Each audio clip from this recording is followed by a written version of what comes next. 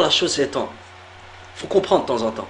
La chose c'est quoi? C'est que maintenant, on médiatise les pseudo-musulmans, les musulmans réformateurs dont Allah en parle dans le Coran, dans Surat Al-Baqarah, en mettant en garde contre eux, on les met, d'accord? Comme par exemple Abdelmalik le chanteur, le noir, là, le slammer ou je sais pas c'est quoi, jamais écouté de toute façon ces conneries, mais j'ai déjà vu ses interventions télévisées, il est vrai, c'est un pur inculte.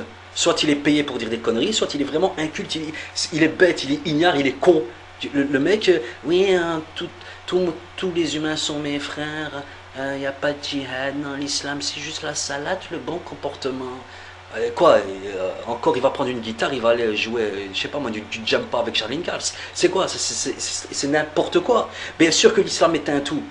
Mais ensuite, bien sûr, elle doit être répandue de façon intelligente et pas n'importe comment. Ça ne doit pas être l'anarchie. J'ai jamais dit qu'il fallait mettre un État islamique en France. J'ai jamais dit qu'il fallait mettre une théocratie en Occident. Ce que je dis, c'est que comme nous, on est ici, le minimum qu'on peut faire, c'est de ne pas rentrer dans leur structure étatique, c'est-à-dire voter pour eux, devenir avocat, policier, ou rentrer dans leur armée, sans désavouer au moins dans le cœur. Parce qu'il y a un hadith qui dit que si tu ne peux pas changer les choses, blâmer les choses par les actes, fais-le par la parole. Si tu ne peux pas, fais-le par le cœur. D'accord? Donc les du'a et aussi l'abstention par le cœur. D'accord? Donc maintenant, on n'a jamais dit qu'il fallait mettre un État islamique ou quoi que ce soit, mais au moins que tu ne modifies pas le message de l'islam pour plaire à monsieur Jean-Paul ou monsieur Constantin, l'islamophobe, le pro-sioniste. Non. D'accord? L'islam est un tout. D'accord? Pendant plus de 1200 ans, les musulmans vivaient sous théocratie. Il y a eu certes des guerres minimes, mais c'était un moment où l'émergence était en hausse dans toutes les sciences, dans les droits sociopolitiques. Et ça va revenir, Inch'Allah. Ça va revenir. D'abord dans les pays musulmans. Là, je ne parle pas de mettre une théocratie en France. Je ne suis pas complètement malade.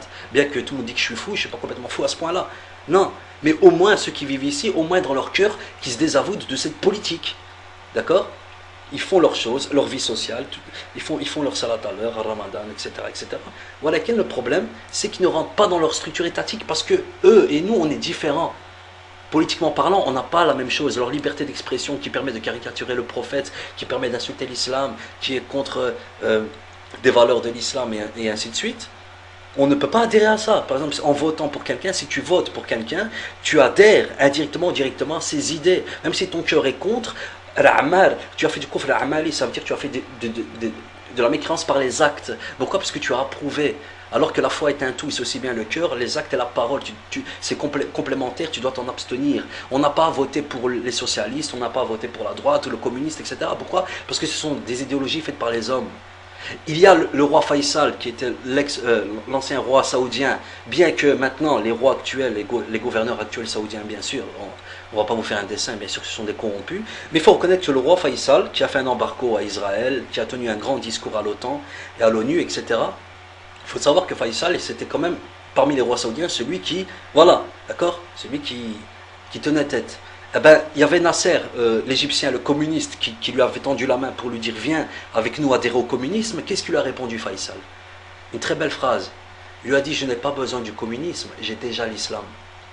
Voilà, tout simplement, l'islam a déjà des lois. Maintenant, bien sûr, que stratégiquement parlant, c'est qu'il faut que la théocratie revienne dans nos pays respectifs, dans nos pays d'origine. C'est le plus important.